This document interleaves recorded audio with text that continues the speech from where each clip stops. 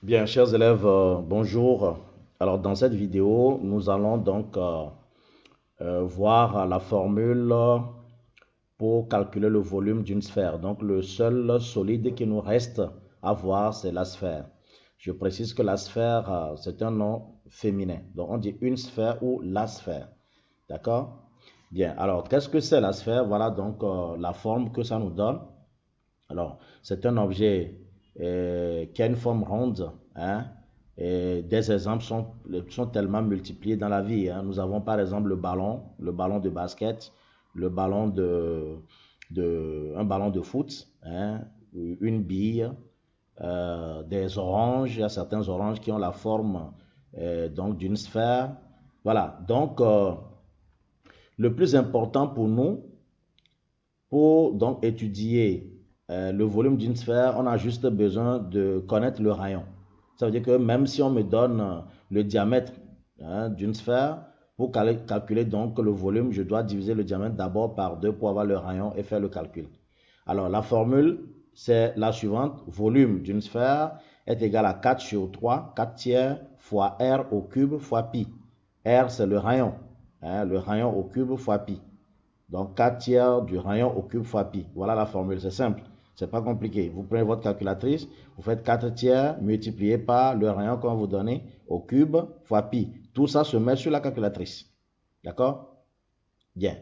Donc, je voudrais aussi faire une petite parenthèse en vous parlant de la différence qui existe entre une boule et une sphère.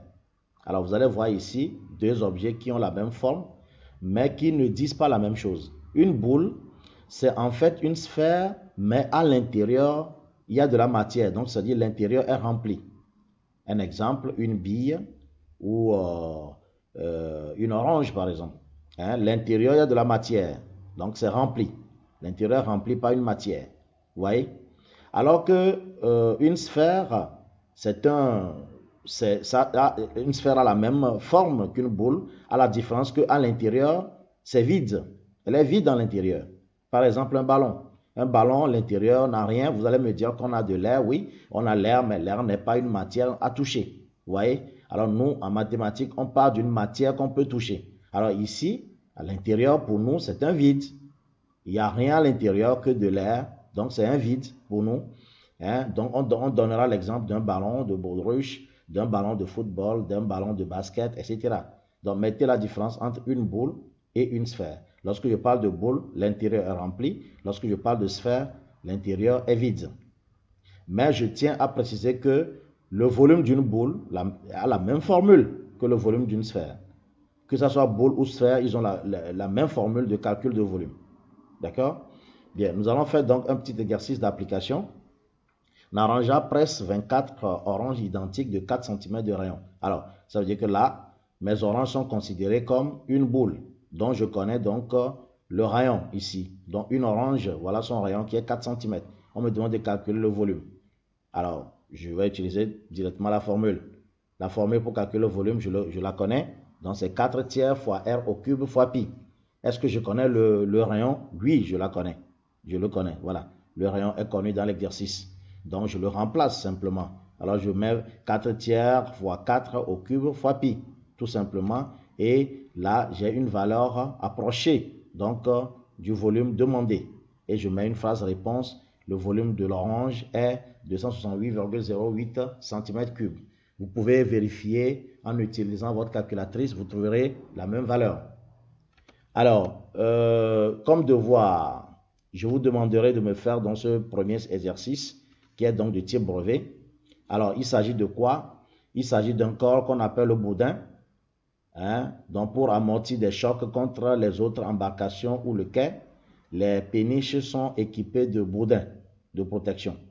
Alors, calcule le volume exact en centimètres cubes du boudin de protection ci-dessous, puis arrondir au centième. D'abord, ici, on me demande deux choses. N'oubliez pas. Première chose, la valeur exacte du volume.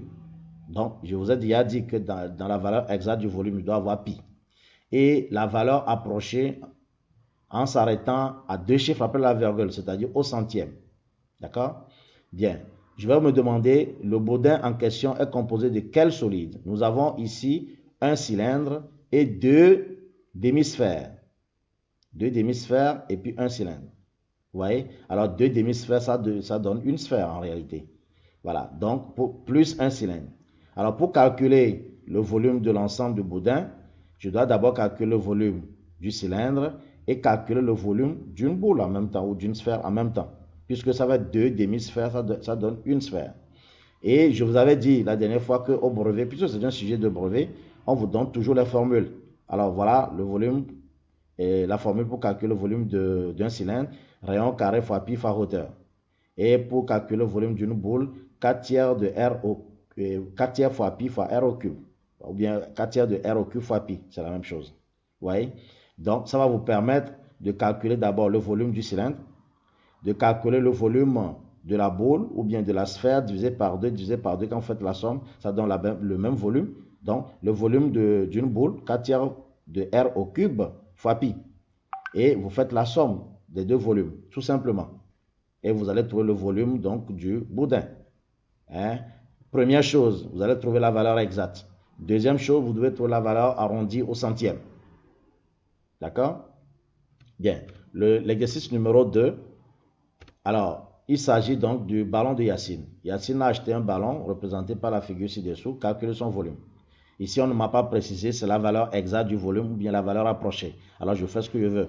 Mais je précise que ici, le ballon, on m'a donné le diamètre du ballon. Donc, ça veut dire que pour calculer le volume, je dois d'abord déterminer le rayon et appliquer la formule. C'est simple. D'accord? L'exercice numéro 3.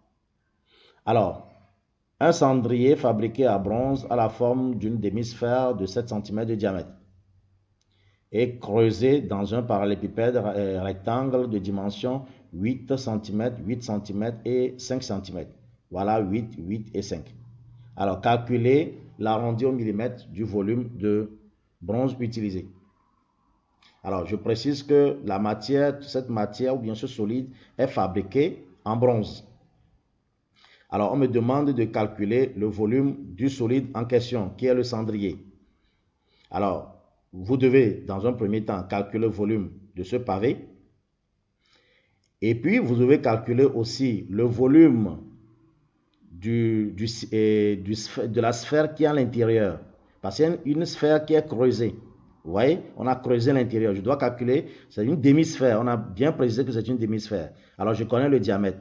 Alors, je vais diviser le diamètre par 2 pour trouver le rayon et calculer le volume de la demi-sphère. Si je trouve le volume de la demi-sphère, pour trouver le volume du cendrier, vous savez ce que vous devez faire. Vous devez faire le volume du pavé moins ce volume-là parce que on a creusé, on a enlevé une partie du pavé pour fabriquer donc du cendrier. Donc c'est très important, n'oubliez pas. Ce n'est pas à chaque instant qu'il faut faire plus. On fait moins lorsque on enlève une partie du solide. On fait plus lorsque, on associe une partie du solide. Donc, on fait très attention à ça. Alors, l'exercice numéro 4.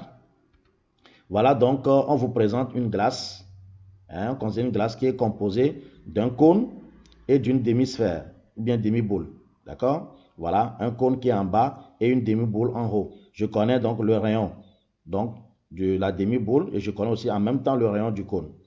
Et puis, je connais la hauteur du cône. On me demande de calculer donc le volume de l'ensemble. Vous savez que l'ensemble est formé par une demi-boule et puis un cône. Donc, vous devez savoir ce que vous devez faire. Vous savez ce que vous devez faire. Bien, voilà donc, nous voici à la fin de ce chapitre. Je vous remercie pour votre aimable attention et je vous convie à faire tous ces exercices pour que la prochaine fois, on puisse faire la correction. Merci pour votre aimable attention.